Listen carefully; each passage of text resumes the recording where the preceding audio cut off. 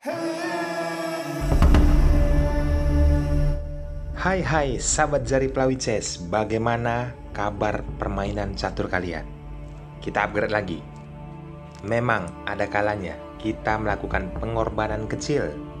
Ini kita bisa melihat 2 kali dilakukan salah satu dari pemain untuk membongkar pertahanan lawan. CCT Grand Final 2023, Fabiano Caruana versus Alireza Firoza. Siapkan konsentrasi tinggi. Dan bagi kalian bergabung di Jari Plawices, welcome. Jangan lupa tombol subscribe dan nyalakan juga loncengnya. Selamat menyaksikan.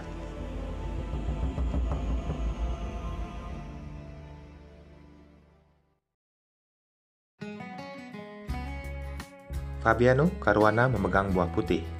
Dia memulai dengan pion E4. Alireza Firoza, pion E5. Putih kuda ke F3.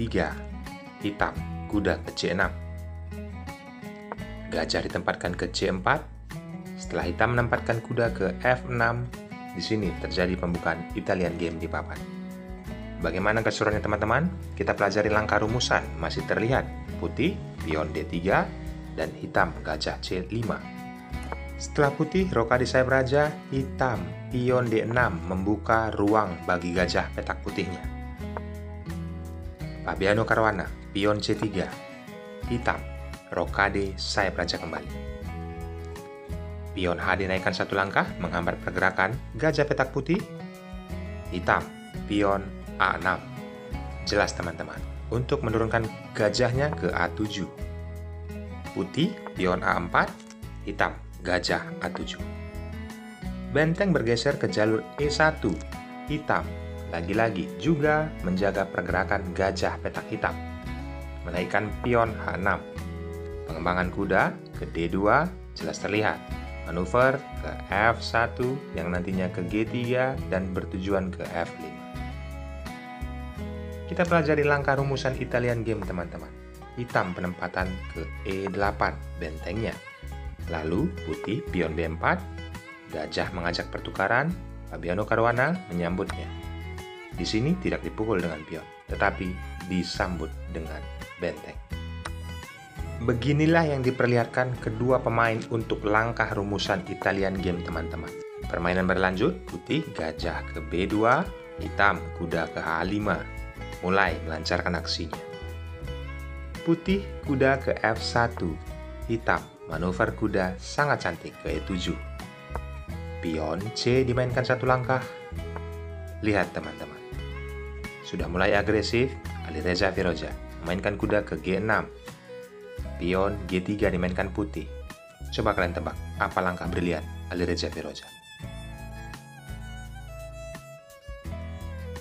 Bagaimana teman-teman? Apakah kalian berpikir kuda ke F4?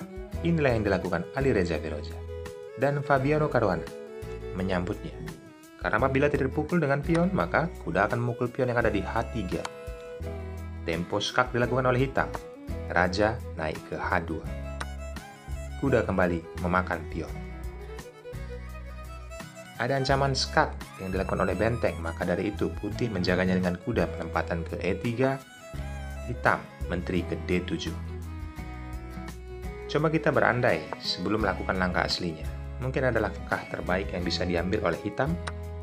Memukul langsung kuda dengan gajah, beranggapan pion memukul gajah, lalu benteng tempo skak, dan di sini raja turun ke H1, dan menteri ke D7. Kita bandingkan nanti dengan langkah aslinya teman-teman. Permainan bisa berlanjut, penempatan kuda ke G1, dan pasti dipukul oleh benteng. Yaps, seperti ini kelihatan permainan akan remis. Tetapi Alireza Firoza tidak menginginkan remis di pertandingan ini. Walaupun terlihat dia sudah mengorbankan kudanya bertukar dengan 2 pion. Tempo skak terus dilakukan. Maka jelas, kemungkinan terbesar akan remis. Kita kembali ke partai aslinya teman-teman. Langkah yang diambil oleh Alireza Firoza dengan kondisi seperti ini. Langsung menempatkan menteri ke D7. Putih merespon. Penempatan kuda ke G1. Coba kita berandai kembali. Ada langkah terbaik yang bisa diambil oleh putih, menutup pergerakan menteri, penempatan kuda ke F5, walaupun terlihat gajah bisa pukul pion, tetapi benteng bisa langsung maju ke E2, mengancam gajah.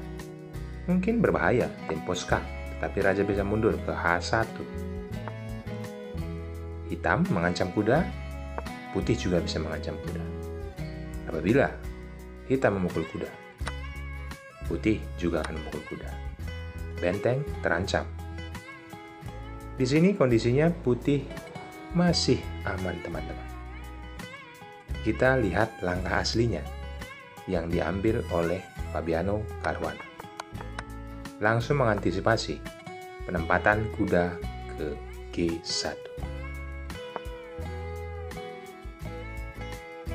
Alireza Firoza dengan kondisi seperti ini, jelas teman-teman, langsung mengeksekusi kuda dengan benteng. Setelah raja menyambutnya, maka jelas menteri pukul pion. Kita bisa mengambil ilmu dari langkah yang dilakukan oleh hitam, mengorbankan perwiranya, bertukar dengan pion, tetapi menang posisi. Putih pion C5, hitam pion A5, dan benteng ditempatkan masing-masing ke kolom E. Permainan berlanjut.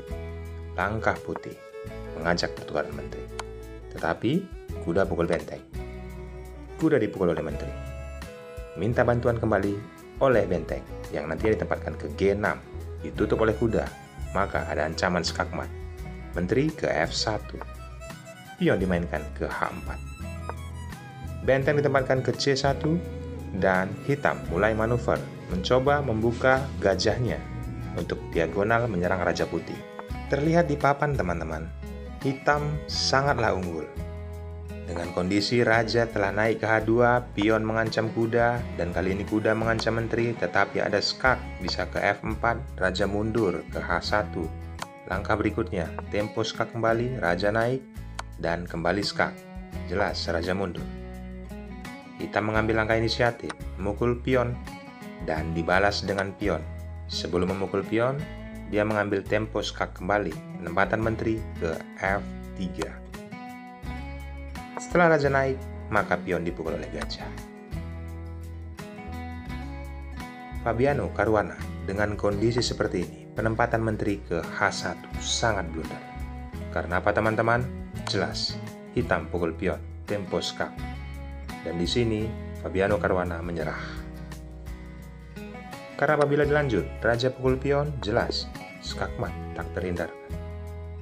Apa yang bisa diambil oleh putih dengan kondisi sebelum dia menggerakkan menterinya ke A1? Seolah-olah itu memang langkah blunder, tetapi jelas posisi yang didapatkan oleh hitam sudah sangat strategi. Penempatan benteng mungkin, kuda dipukul oleh gajah, benteng memukul gajah, dan di sini teman-teman, tempo skak. Saat raja mundur, pion dimainkan. Ada ancaman kepada raja dan menteri. Jika dilanjutkan, itu harus dibiarkan, teman-teman. Beranggapan gajah pukul pion dan pertukaran benteng pion oleh satu menteri. Jika dilanjutkan, jelas 100% kita akan menang. Ambil pelajaran pentingnya, teman-teman. Dari pertandingan ini, Italian Game telah dikupas tuntas oleh Fabiano Caruana dan Alireza Firoza. Dukung channel ini, cukup subscribe dan nyalakan loncengnya. Ucapan terima kasih dari kalian. Dari kata, saya ucapkan thanks and God bless. Bye-bye.